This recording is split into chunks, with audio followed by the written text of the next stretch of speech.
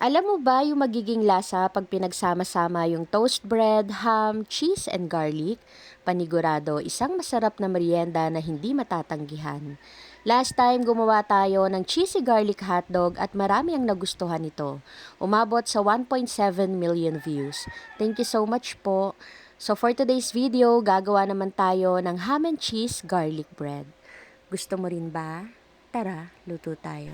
Sa recipe na ito ay kakailanganin natin ng sliced bread, ham, cheese, mayonnaise, garlic, butter at isang itlog. Sa pampalasa naman, salt and pepper lang po. At sa paggawa ng ating butter garlic mixture, bali sa isang mixing bowl, pinagsama-sama ko lang lahat ng mga ingredients.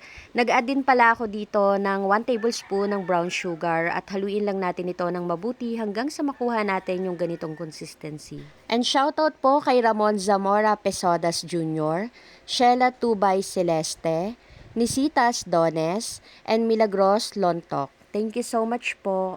At bago ko pala nilagay yung ham dito sa sliced bread, nilagyan ko muna ng mayonnaise.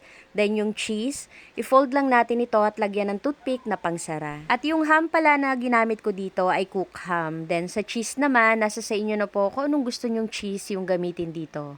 After natin magawa lahat, pahilan lang natin ito ng butter mixture na ginawa natin kanina. At sa pagluluto nito, pwede po na sa air fryer, lutuin for 10 minutes sa 150 degrees.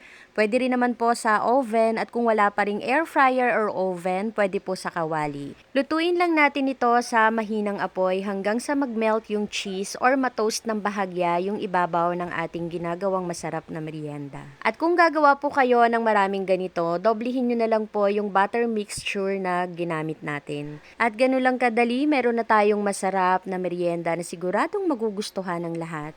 Ang crispy nung ibabaw, cheesy at talagang masarap. Gusto mo rin ba? Tara, kain tayo.